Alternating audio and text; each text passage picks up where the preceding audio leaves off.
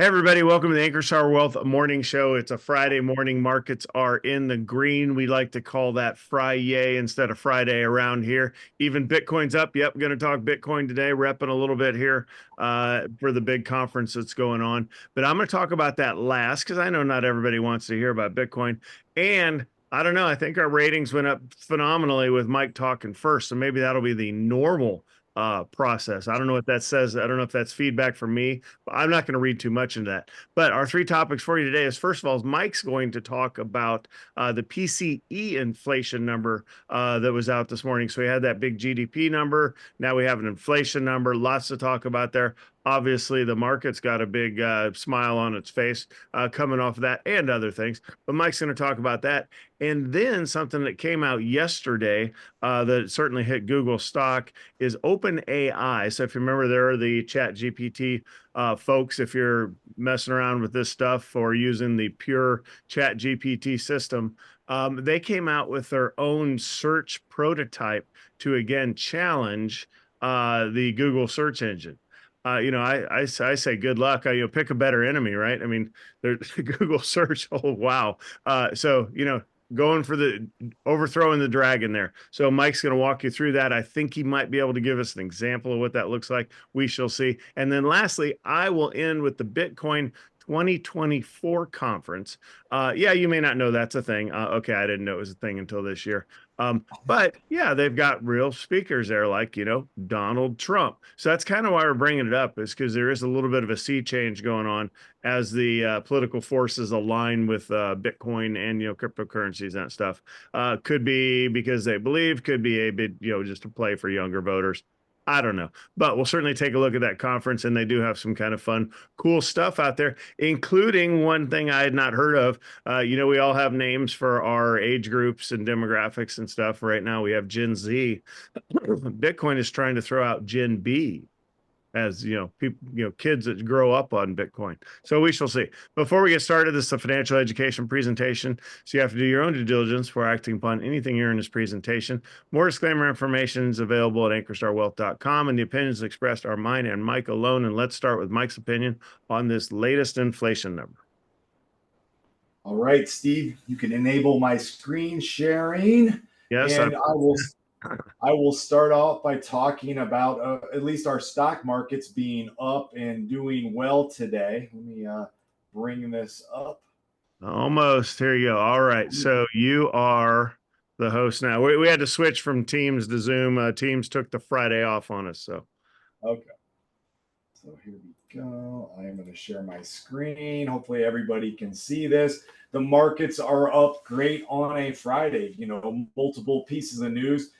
Yesterday's great GDP number, and today the inflation coming in line with expectations. So inflation 2.5% from last year. So when they say in line, that means prices went up 2.5% from last year. I know a lot of us, everybody wants prices to go down. We want our Netflix subscriptions, our mortgages, our food. We want all those prices to go down. It doesn't happen much. We just hope they go up less. But that is exactly what has happened, and is the key thing for the Fed to make their decision to cut discount rates later on.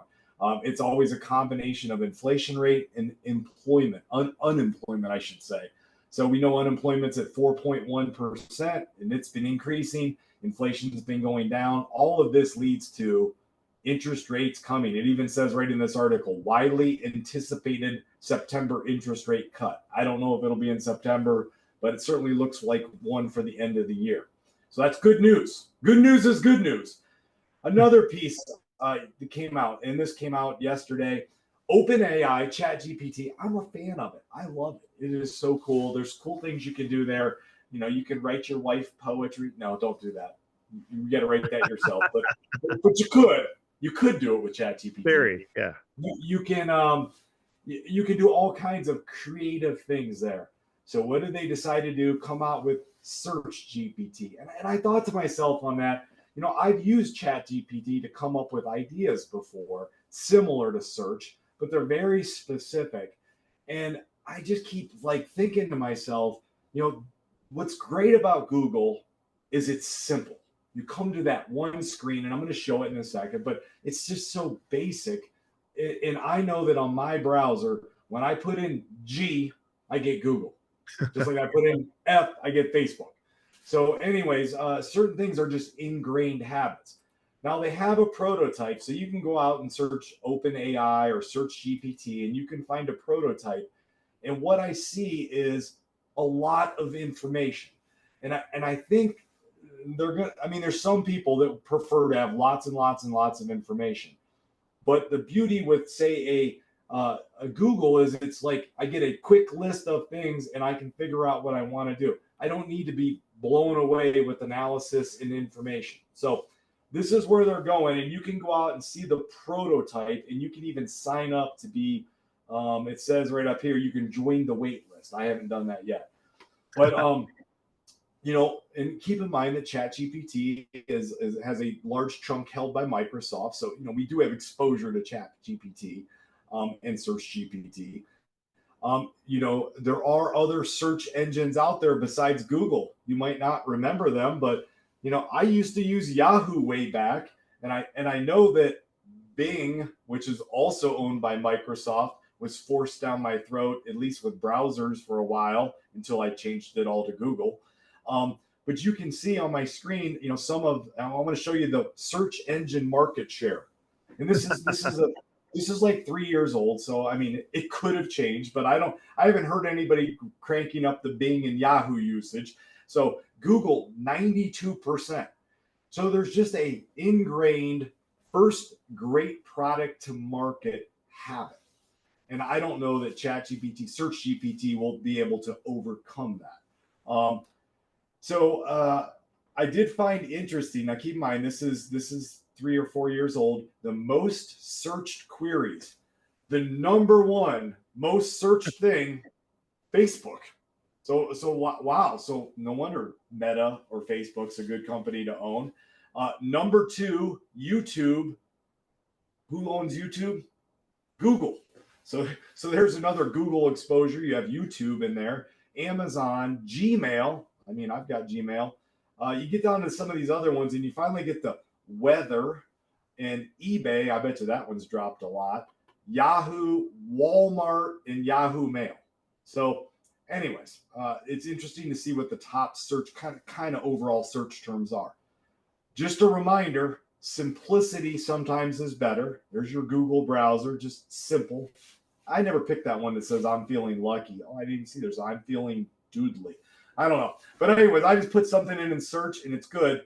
But here's the impact. We do own Google as a chunk of our models. And you can see in the last 6 months, it's been, you know, it went all the way up over 190 and now it's at 166. But here, I'm going to show you the impact in the last few days. So in the last 5 days, there's where your drop is. You know, is this caused only by SearchGPT? No, there's also some rotation to some other market plays. But, you know, are we getting out of Google? Is Google the same great company? Yes, they are. Do they have a lot of experience? Yes. And here's the biggest thing. They have that first mover advantage. It's hard. Like, it took me forever to switch from Yahoo Mail to Gmail, but when I finally did, you know, it's something you don't change very often. And I believe that habit of accessing Google will continue. So with that, I'll turn it back over to you. Yeah, I don't lay awake at night worrying about Google for sure. And, you know, I knew that was outdated information because Ankerstar Wealth wasn't even in the top 10, you know. So, you know, just, you know, remember that, you know, that we're up there. I'm sure of that. All right, let's switch to Bitcoin. Again, I'm going to make myself the host, reclaim here and relearn Zoom. All right, here we go. Here is the Bitcoin's doing today. So up almost, you know, almost 5%. It was up a little more earlier.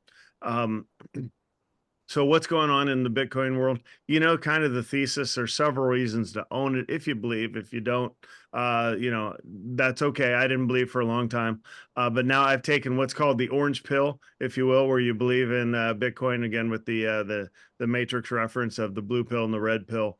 There's no going back, right? According to Morpheus. But once you see it, you know, it's kind of that true separation of money in state. And while the United States is the best country in the world, it's also the dollar is the best currency in the world. It's still tied to a government, and governments are run by people. The problem with that is people like to print money.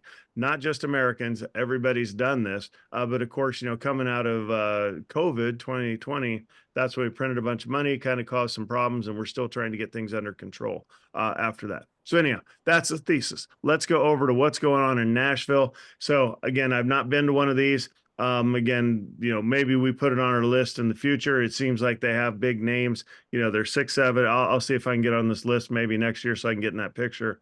But yeah, it's going, started yesterday, continues through tomorrow. You can see Trump is speaking. Also, Robert Kennedy Jr. and the independent candidate, not getting a lot of traction, but you never know. So anyhow, 2 running political candidates right now, as well as you see Michael Saylor there, obviously a proponent of Bitcoin. You have Kathy Wood, albeit an extremist in investing, a big proponent there, and Russell Brand, the actor / comedian, and then Edward Snowden, if you remember that name from a couple years ago. When you look at the other speakers they have, I thought this was kind of funny. So I was like, okay, you have Vivek, if you remember him from when he was a candidate. Then you get into all the speakers. So I was like, okay, there's, a senator. I'm like, okay, here's another senator. All that's pretty good. And you get into some of these other names I thought was kind of funny.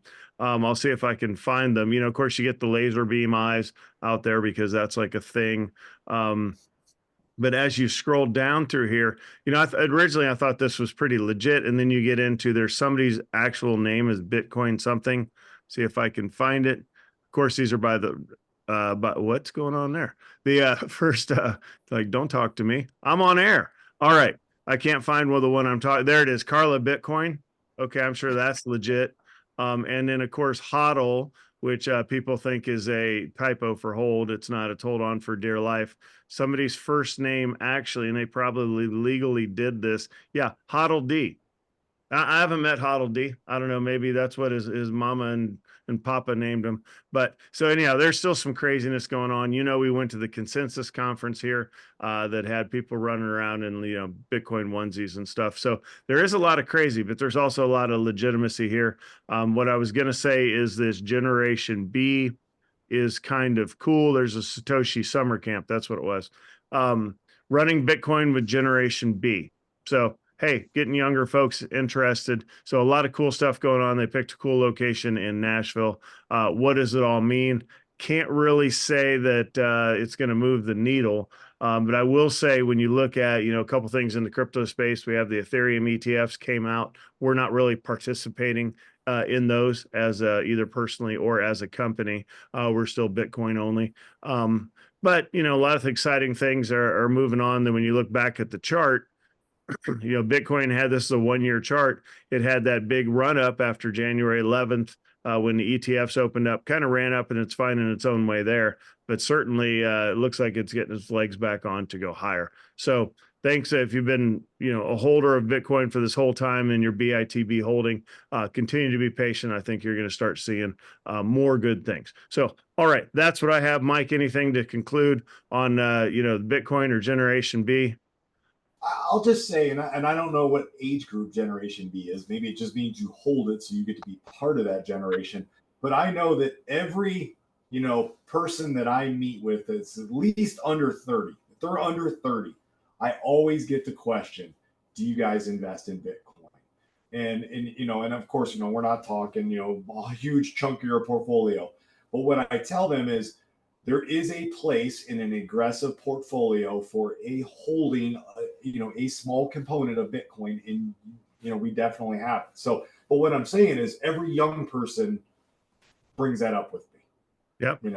So if the young people are buying and they're starting to get in the market, guess what? And there's limited supply, which there is with Bitcoin, eventually this thing's going to, really take off. So. Yeah, and Trump, I think, speaks tomorrow. I think he's probably closing, if you will. And I don't think he will announce it, but there's certainly plenty of people speculating that he would be supportive of Bitcoin being a strategic reserve currency for the United States. Again, kind of going back to the gold standard, but that was flawed being on a gold standard where I think this is more pure if we were on a Bitcoin standard. I'm sure that would excite everybody if Trump said something like that. So he's kind of that guy, right? He may do it, but I don't know. Maybe Generation B is also anyone that has swallowed the orange pill, if you will. So we shall see. Certainly, he swallowed the orange pill. So you see where I'm going. All right. With that, you guys have a great weekend, and we will see you guys back on Monday. Have a good one. Bye.